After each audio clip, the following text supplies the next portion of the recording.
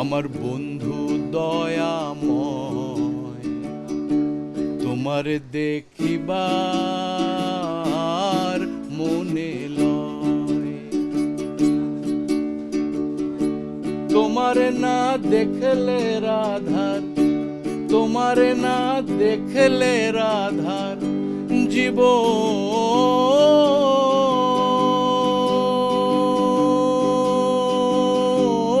কেমনে রয় বন্ধু রে।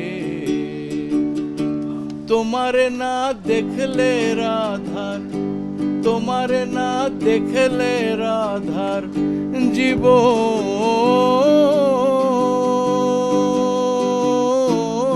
কেমনে রয় বন্ধু রে।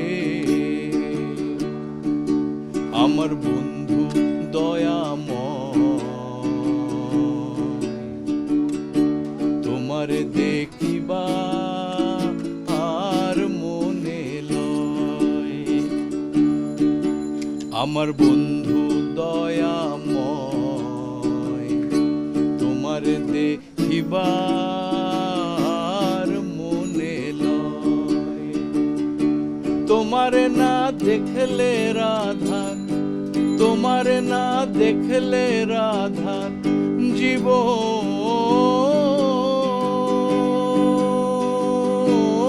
কেমনে রয় বন্ধু রে।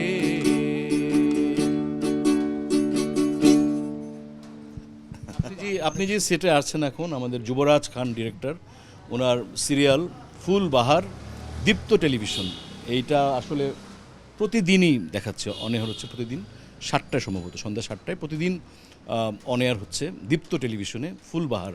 ওখানে আমি একটা খুব ইন্টারেস্টিং ক্যারেক্টার করছি, আমার ক্যারেক্টারের নাম নাজমুল।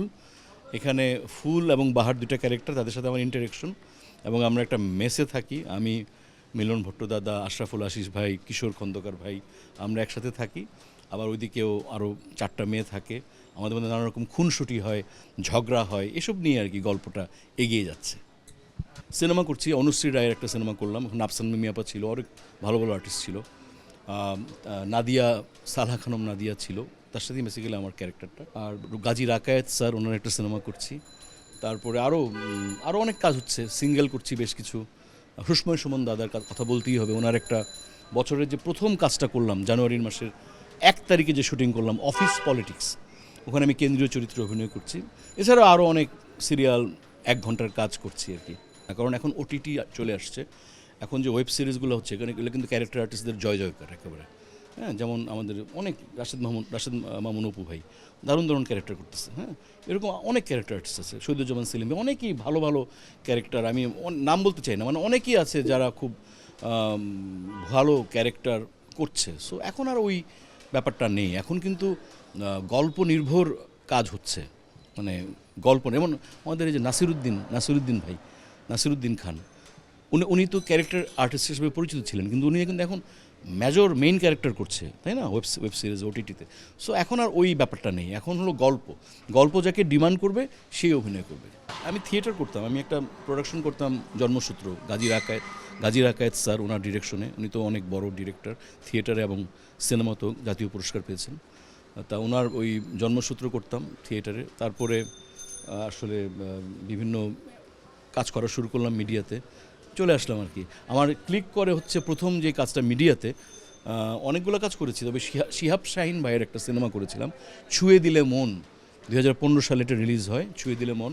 ওখানে আমার একটা ক্যারেক্টার ছিল পাভেল, ওটা খুব জনপ্রিয়তা পায়। নাটক চ্যানেল, টেলিভিশন চ্যানেল আছে, ইউটিউব চ্যানেল আছে, তাই না। তারপর আবার ওয়েব সিরিজ হচ্ছে, ওটিটি প্ল্যাটফর্মে কাজ হচ্ছে, ওরা ওয়েব ফিল্মও করতেছে ওটিটি প্ল্যাটফর্ম, ওখানে যেমন চরকি আছে, বিঞ্জ আছে, বায়োস্কোপ আছে, বঙ্গ আছে, তো অনেক কাজ। তো যারা ভালো আর্টিস্ট, যারা ভালো অ্যাক্টার, তাদের তো কাজের কোনো অভাব নেই। সিনেমা আছে, সিনেমা হচ্ছে অনেক ভালো, আমাদের টেলিভিশন মিডিয়ার অনেক আর্টিস্ট খুব ভালো ভালো সিনেমা করছেন। সো আসলে এখন তো এরকম কাজ হচ্ছে, অনেক ভালো ভালো কাজ হচ্ছে, মান বাড়ছে আরও।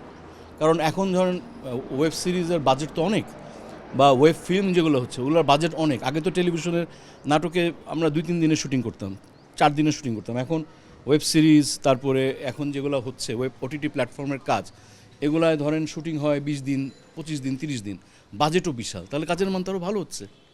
কিচ্ছু চাইনি আমি আজীবন ভালোবাসা ছাড়া, আমিও তাদের দলে বারবার মরে যায় যারা। না না কিচ্ছু চাইনি আমি আজীবন ভালোবাসা ছাড়া,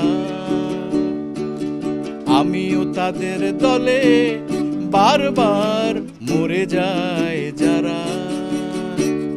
বাংলাদেশ প্রতিদিনের সকল দর্শকের জন্য অনেক অনেক ভালোবাসা। আপনারা অনেক ভালো থাকবেন, আমাদের নাটক দেখবেন, সিনেমা দেখবেন, অনেক অনেক ভালো থাকবেন।